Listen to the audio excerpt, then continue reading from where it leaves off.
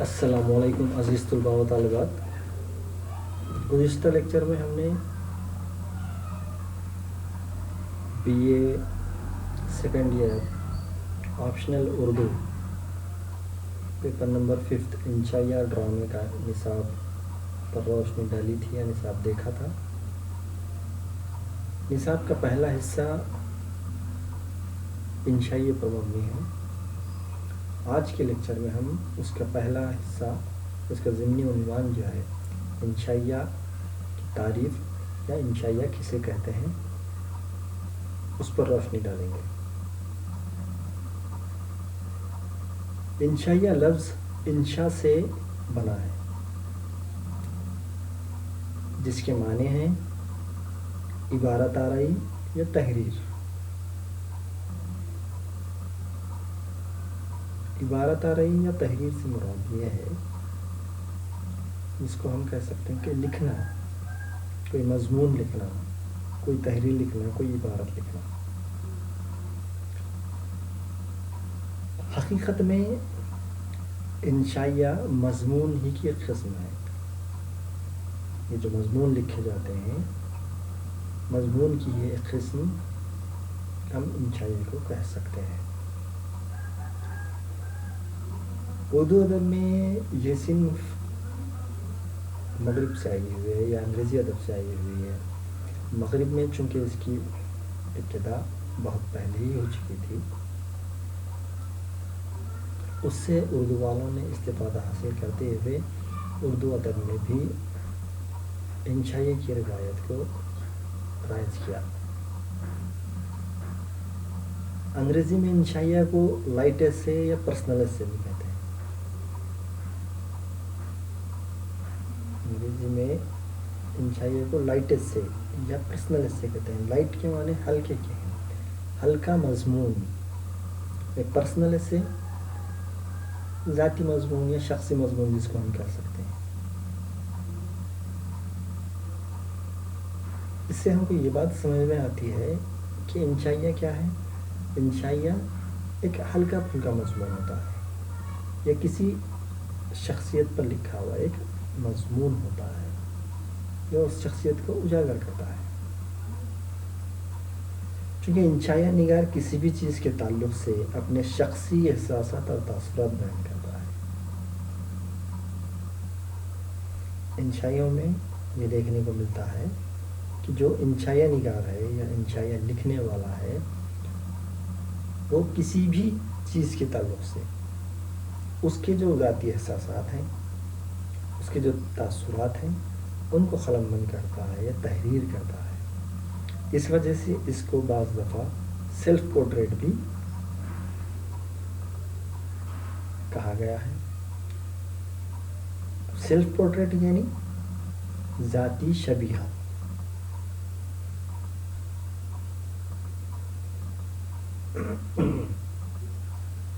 ایک انشائیہ نگار اپنے انشائیوں میں شخصی نقطہ نظر اور انداز فکر کو پیش کرتا ہے. کسی چیز کو لے کر انشائیہ نگار اس کے بارے میں اپنے خود کے نظریات یا خود کے تجربات، خود کے جو احساسات ہیں، خود کے جو جذبات ہیں، اس کو وہ تحریر کرتا ہے. اس کا جو نقطہ نظر رہے گا وہ شخصی رہے گا، مطلب کسی ایک کا پرسنل ذاتی رہے گا. سب کے لیے ضروری نہیں ہے کہ وہی تاثر ہو، سب کے لیے وہ چیز وہی اثر یا وہی احساس پیدا کرے، یہ ضروری نہیں ہے.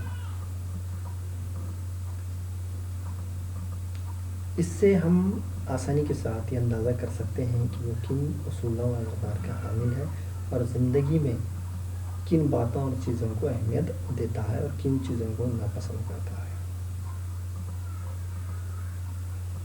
جب ہم کسی شخصیت کے بارے میں اس چیز کے تعلق سے معلومات حاصل کرتے ہیں تو ہم کو یہ اس بات کا اندازہ ہوتا ہے کہ اس کی شخصیت کس طرح کی ہے، اس کے اصول کس طرح کے ہیں اور وہ کون سے اقدار کا حامل بھی ہے، اور اپنی زندگی میں وہ کن چیزوں کو اہمیت دیتا ہے اور کن چیزوں کو نظر انداز کرتا ہے یا چھوڑ دیتا ہے، ناپسند کرتا ہے، اس پر ہم کو اس مضمون سے تمام کی تمام معلومات مل جاتی ہیں۔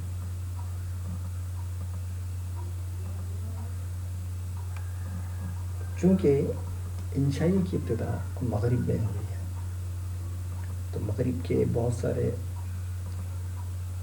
ناقدین، فلاسفرز ایسے ہیں جنہوں نے انشائیہ کی مختلف تعریفیں کی ہیں، جن کو پڑھنے کے بعد، جن کا مطالعہ کرنے کے بعد ہم کو انشائیہ کے بارے میں بہت ساری باتیں واضح ہو جاتی ہیں۔ ویسے ہی ایک انگریزی ادیب ہیں جن کا نام جانسن ہے، انہوں نے انشائیہ کو ذہن کی آزاد ترنگ کہا ہے، یا آزاد ترنگ کا نام دیا ہے۔ جانسن نے انشائیہ کو آزاد ترنگ کا نام کیوں دیا ہے، اس پر تھوڑا ہم اگر غور کرتے ہیں تو ان کا کہنا یہ ہے، انشائیہ نگار اپنے ذہن میں جو کچھ آئے اس کا اظہار آزادانہ طور پر کرتا ہے، اور کسی موضوع کی بھی اسے کوئی قید نہیں ہوتی۔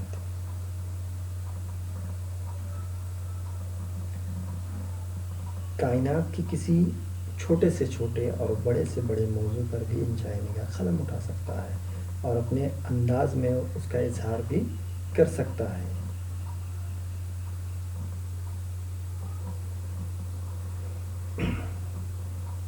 انشائیہ نگار موضوع کے مختلف پہلوؤں پر اپنے تاثرات بیان کرتا ہو جاتا ہے۔ اس طرح کی یہ خوبیاں ہیں جس میں بے بکر انداز یا آزادانہ رویہ یا آزاد خیالی جس کو ہم کہہ سکتے ہیں، جس کے نتیجے میں انشائیہ کو جانسن نے ذہن کی آزاد ترنگ کہا ہے۔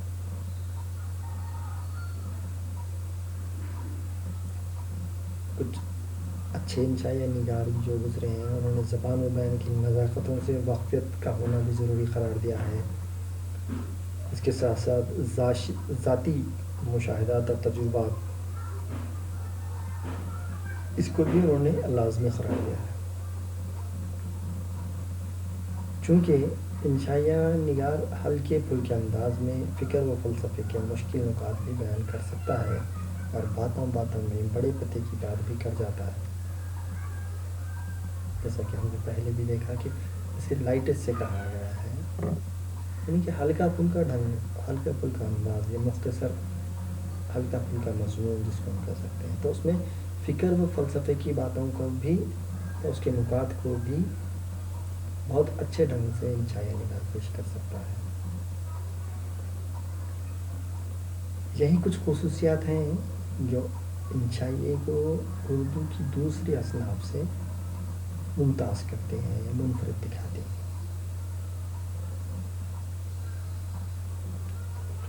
اب ہم دیکھیں گے کہ مغرب کے ایک دو ادیب ایسے گزرے ہیں جنہوں نے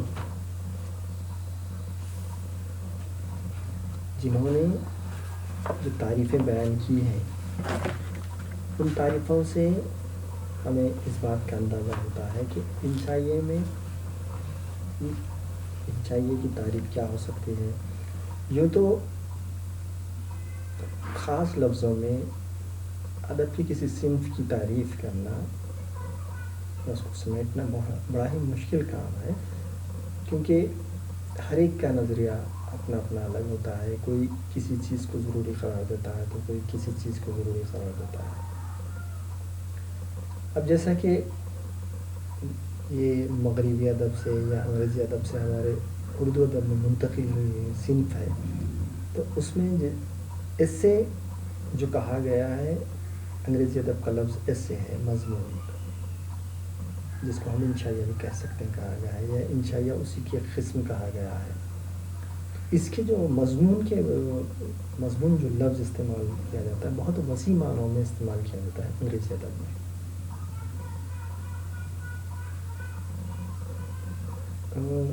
انسائکلوپیڈیا بریٹانیکا میں ایسے کی تعریف کی گئی ہے، کیونکہ انشائیہ کو لائٹ ایسے یا پرسنل ایسے کہا جاتا ہے، تو ہم اگر ایسے کی تعریف کا مطالعہ اچھے سے کرتے ہیں تو ہم کو انشائیے کی تعریف سمجھنے میں اور زیادہ آسانی ہوگی.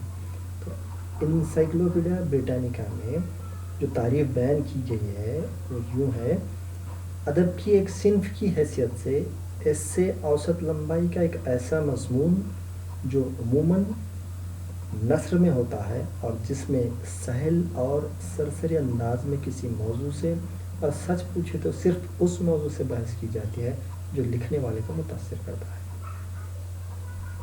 دیکھیے یہاں پہ کچھ باتیں اس تعریف سے ہم کو واضح ملتی ہیں جس کو سمجھنے سے ہم سمجھ سکتے ہیں کہ یہ مضمون ہے یا اس سے ہے. ادب کی ایسی صنف کہا گیا ہے ایسے کو جس کی لمبائی اوسط ہونی چاہیے یا اوسط لمبائی کا ایک مضمون ہونا چاہیے جو عموماً نثر میں ہو، شاعری میں نہیں ہونا چاہیے، نثر میں ہونی چاہیے، اور جس میں سہل اور سرسری انداز میں کسی موضوع سے، سہل اور سرسری یعنی کہ آسان انداز ہو جو سب کو سمجھ میں آئے، اس قسم کا آسان ہو، اور سرسری بھی ہونی چاہیے، اس میں تفصیلی یا ڈیپلی اس کو بیان نہیں کیا جانا چاہیے. جو بھی موضوع ہے اس کو، جس موضوع پر بات کی جا رہی ہے، جس موضوع پر ایسے لکھا جا رہا ہے یا انشائیہ لکھا جا رہا ہے، اسے ہم کیا کریں گے، سرسری طور پر اور سہل انداز میں ہم پیش کریں گے.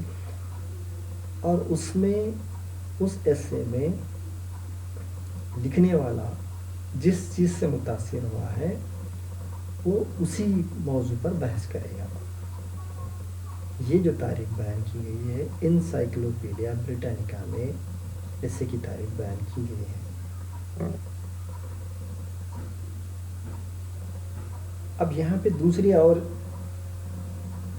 جو تعریف ہم دیکھتے ہیں وہ جو ہمارے سامنے آتی ہے، اس میں یہ کہا گیا ہے کہ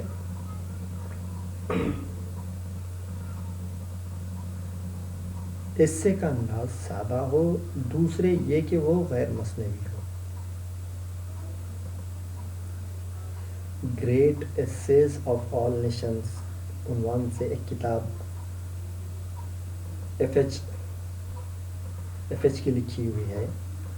اس میں انہوں نے کہا ہے کہ ایسے کا انداز سادہ ہو اور دوسرے یہ کہ غیر مصنوعی ہو، یعنی کہ بناوٹی نہیں ہونی چاہیے. سادہ ڈھنگ سے تو بات پیش کرنی چاہیے اور اس میں بناوٹ نہیں ہونی چاہیے، یعنی کہ جھوٹ موٹ کی باتوں کو اس میں کوئی گنجائش نہیں ہے یا اس کو کوئی جگہ نہیں دی جاتی ہے. اور ساتھ ہی کہا گیا ہے کہ انشائیے میں بے تکلف انداز بڑی اہمیت رکھتا ہے. تو انداز بھی کس طرح سے ہونا چاہیے انشائیہ نگار کا؟ بے تکلف انداز ہونا چاہیے، بالکل بغیر ہچکچائے، بغیر ڈرے. وہ جس چیز سے متاثر ہوا اس کے بارے میں آزادانہ طور پر اپنے خیالات کو اس میں قلم بند کرنے چاہیے. اور بے تکلفانہ انداز اسی وقت پیدا ہوتا ہے جب اس میں مصنوعی پن کا شائبہ تک نہیں، یعنی کہ مصنوعی پن یا پھر جھوٹی باتوں کو اگر اس میں کوئی گنجائش نہیں ہے تو ہم اس میں بے تکلفانہ انداز ہمارا قائم رہے گا. ورنہ ہم مصنوعی پن اس میں پیدا کر دیتے ہیں تو حقیقت سے پرے ہو جائے گا، اور اس میں جھوٹ موٹ کی باتیں بہت ساری شامل ہو جائیں گی. اور ایک دوسرے رائٹر ہیں ہوسٹن پیٹرسن، انہوں نے ایک کتاب لکھی ہے گریٹ ایسیز کے نام سے. اس کتاب میں انہوں نے ایک تفصیلی ایسے کی تعریف بیان کی ہے جس سے سمجھنے میں ہمیں اور آسانی ہوگی. انشائیہ ایک نثری تحریر ہے جو 1 سے لے کر 20 یا 30 صفحات پر مشتمل ہوتی ہے. تو انہوں نے گریٹ ایسیز جو پیٹرسن نے کتاب لکھی ہے، ہوسٹن پیٹرسن نے، انہوں نے ایسے کی جو تعریف ہے، انشائیہ کی جو تعریف کی ہے، اس میں پہلی شرط انہوں نے کیا قرار دی ہے کہ انشائیہ ایک نثری تحریر ہے، اس میں شاعری کی، نظم کی کوئی گنجائش نہیں ہے، اور وہ 1 صفحے سے 20 صفحہ تک، 20 یا 30 صفحہ تک مشتمل ہو سکتا ہے، جس میں کسی بھی موضوع سے بحث کی جا سکتی ہے، لیکن اس کا انداز شخصی بھی ہو اور غیر مصنوعی بھی ہو. پھر انہوں نے وہی بات کو دہرایا ہے کہ اس میں جو بات پیش کی جا رہی ہے یا جو موضوع جس پر اپنے خیالات قلم بند کیے جا رہے ہیں، اس کا انداز کیسا ہونا چاہیے؟ شخصی ہونی چاہیے اور غیر مصنوعی ہونی چاہیے. اس میں حکیمانہ فکر تو ہو سکتی ہے لیکن سنجیدگی کے ساتھ نہیں. اس میں فکر کا عنصر ہونا چاہیے لیکن سنجیدگی کے ساتھ نہیں، مزاحیہ انداز میں فکری باتوں کو بھی پیش کیا جانا چاہیے. اس میں فلسفہ تو ہوگا لیکن فلسفانہ باخبری نہیں. فلسفانہ باتیں پیش کی جائیں گی لیکن اس کا ڈھنگ جو رہے گا پیش کرنے کا، وہ فلسفانہ ڈھنگ یا اس کے قواعد وغیرہ کے حساب سے نہیں پیش کیا جائے گا. اس میں ایک غیر مربوط وحدت ہوگی اور موضوع سے خوشگوار انحراف بھی ہوگا. اب یہاں پہ دوسری ایک اہم بات انہوں نے بتائی کہ غیر مربوط وحدت ہوگی، یعنی کہ کوئی ایک تاثر تو ہوگا، غیر مربوط یعنی کہ جڑا ہوا نہیں، ایسا ایک تاثر تو ہونا چاہیے. اور موضوع جو ہے موضوع سے انحراف پہ ہونا چاہیے، یعنی کہ موضوع سے ہٹ کر بھی کوئی بات ہونی چاہیے. انشائیہ نگار کے نقطۂ نظر اور رائے سے اتفاق ضروری نہیں اور وہ اپنے نقطۂ نظر اور رائے سے اتفاق کرنے پر بھی مجبور نہیں کرتا. آگے انہوں نے کہا ہے کہ انشائیہ نگار کے نقطۂ نظر اور رائے سے اتفاق رکھنا قارئین کے لیے ضروری نہیں ہے اور وہ اپنے نقطۂ نظر اور رائے سے اتفاق کرنے پر مجبور بھی نہیں کرتا قارئین کو.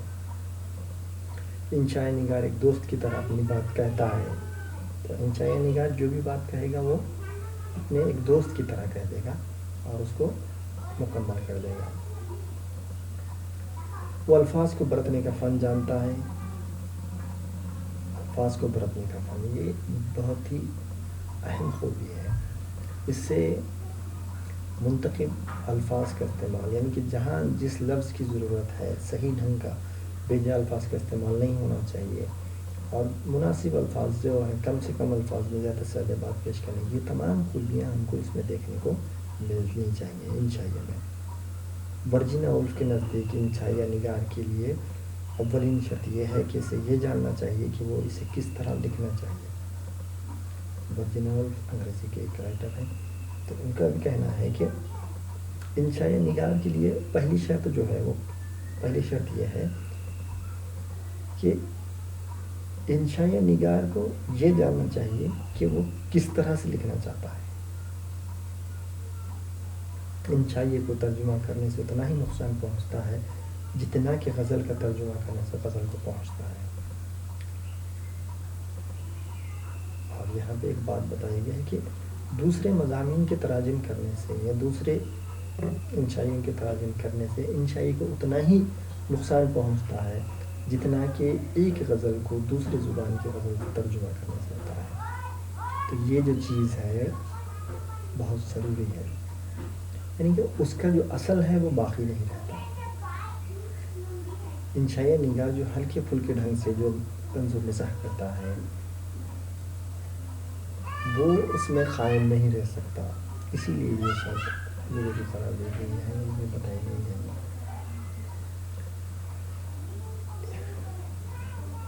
ان تعریفوں سے ہم کو یہ بات سمجھ میں آتی ہے کہ انشائیہ میں کچھ چیزیں یا کچھ خوبیاں ضروری ہیں جن کے بغیر انشائیہ مکمل نہیں ہو سکتا، جس میں سہل زبان کا استعمال ہونا، انداز سرسری ہونا چاہیے، شخصی احساسات ہونا چاہیے، اور اس کے ساتھ ساتھ ہم دیکھیں گے کہ تاثرات کو بھی اس میں جگہ دی گئی ہے. اور جس موضوع پر انشائیہ لکھا جا رہا ہے اس موضوع سے لکھنے والا اگر متاثر ہے تو ہی وہ کہیں جا کر اس کو کسی ایک جس چیز سے متاثر ہے اسی کے بارے میں لکھے گا. اور پھر ہم دیکھیں گے کہ اردو میں بھی کچھ تعریفیں یا کرنے والوں نے بہت ساری تعریفیں کی ہیں، لیکن یہاں پہ میں ایک ہی تعریف بتا کر آگے بڑھتا چلوں گا، جس میں ڈاکٹر محمد حسنین نے کہا ہے کہ مزاح کو ذاتی طور پر میں انشائیہ کا جوہر اعظم قرار دیتا ہوں۔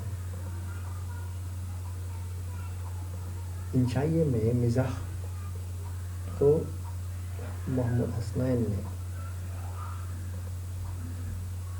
سب سے بڑی خوبی قرار دیا ہے۔ یہی انشائیہ نگار کی سیرت و سرشست کا خمیر ہے اور یہی اس کے فن کا جلوہ صدرنگ بھی ہے۔ حسنین صاحب کے مطابق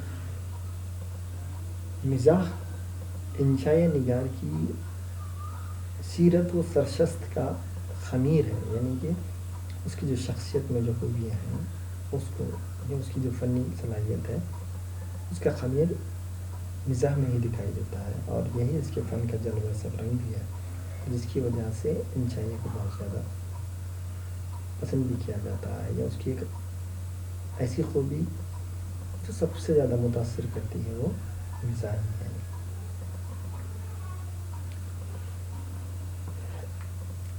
مضمون نگار اور انشائیہ نگار کا فرق اس وقت پوری طرح سامنے آتا ہے جب دونوں ایک ہی موضوع پر ٹکتے ہیں۔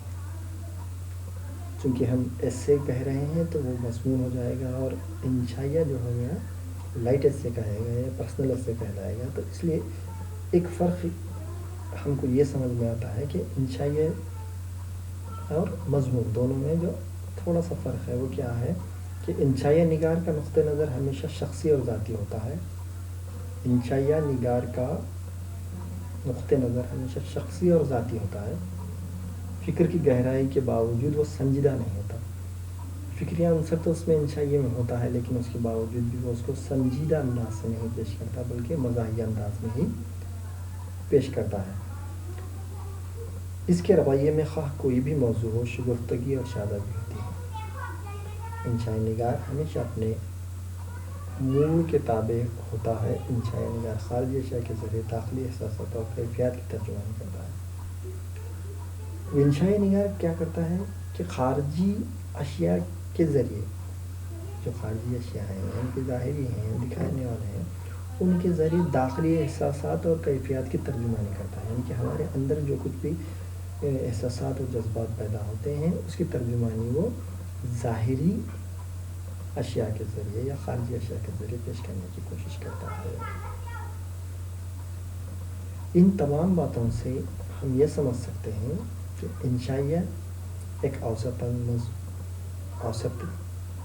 لمبائی والا ایک مضمون ہے، جس میں صرف اور صرف عموماً نثر ہی دیکھنے کو ملتی ہے، جس میں سہل اور سرسری انداز ہونا چاہیے، اور